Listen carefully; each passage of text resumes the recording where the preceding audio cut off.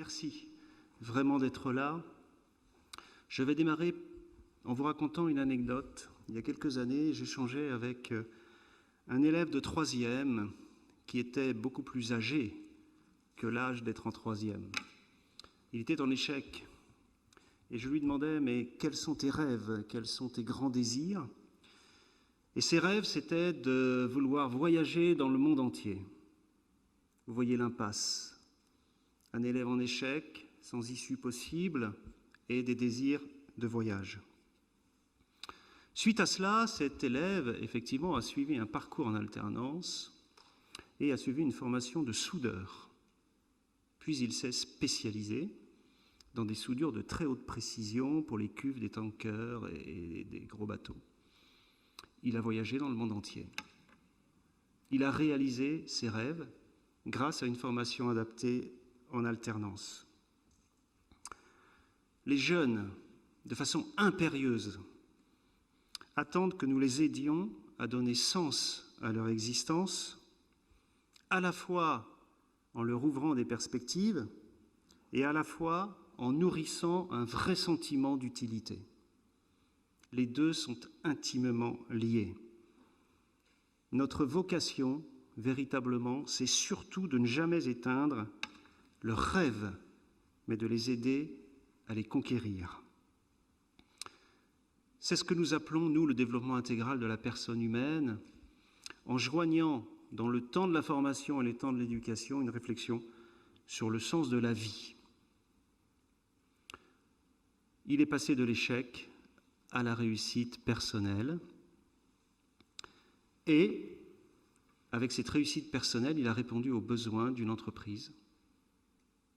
Tout est gagné. C'est ce que j'appelle une orientation réussie. Une orientation réussie, c'est précisément le fait de concilier l'épanouissement personnel et le bénéfice commun, la transformation personnelle et la transformation sociale, une trajectoire professionnelle et une utilité pour l'économie du pays. C'est ce qui donne sens. On ne sépare jamais la trajectoire de la personne avec ce qu'on appelle, nous, la construction du bien commun. Pour nos établissements, nos CFA, pour les entreprises, pour les collectivités, pour les chambres consulaires, etc., nous partageons un défi commun, faire coïncider les convictions et la responsabilité. Ce que nous souhaitons à travers cet événement Starter, c'est de rechercher une communion de volonté et fonder un réseau efficace, agile, réactif et partenarial. Alors notre culture au sein de l'enseignement catholique nous y prédispose, me semble-t-il, parfaitement. À travers l'élan de nos fondateurs, rappelons-nous les fondateurs de nos établissements au XIXe siècle, au début du XXe siècle, ils récupéraient des gamins dans les rues qui avaient perdu toute dignité personnelle, et puis ils les formaient pour qu'ils puissent avoir une insertion sociale. Et ces jeunes, en fait, retrouvaient une place dans la société et retrouvaient une dignité. Et cela construisait le tissu social. Nous sommes aujourd'hui porteurs de ces mêmes convictions, que ce soit en infrabac au niveau CAP, que ce soit en post-bac au niveau master ou bachelor, c'est exactement la même motivation, c'est d'insérer des jeunes précisément dans une dimension utile pour eux-mêmes et pour la société. Nous souhaitons que nous puissions partager nos énergies au service d'une cause dans un territoire.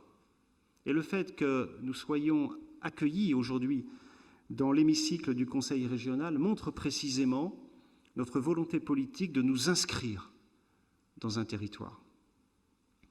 Le propre d'Excellence Pro est de vouloir faire cette jonction entre le feu qui nous habite, nous sommes des créateurs d'avenir, et puis des perspectives réalistes adaptées avec nos partenaires.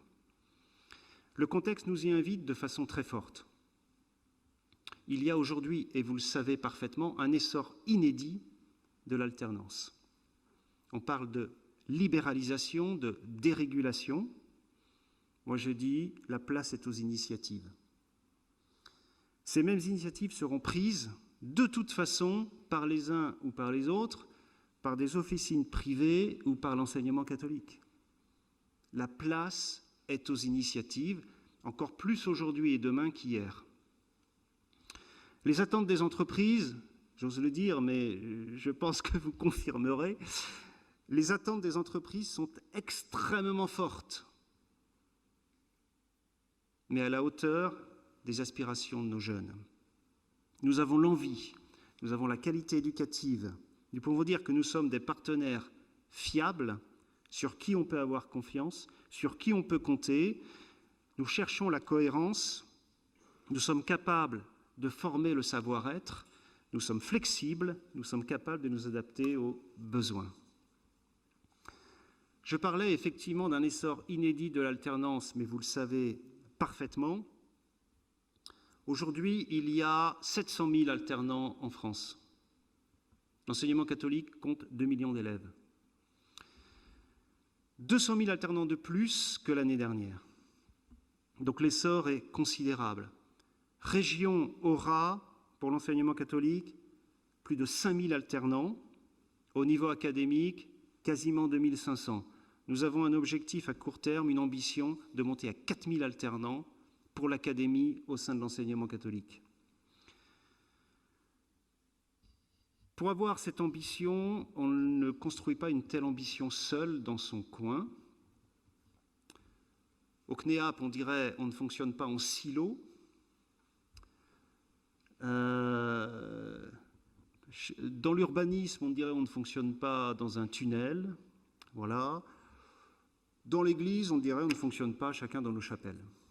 Grosso modo, c'est ensemble et c'est véritablement ce qui fonde cette idée de réseau avec cette problématique, comment collaborer ensemble plutôt que de négocier les uns contre les autres.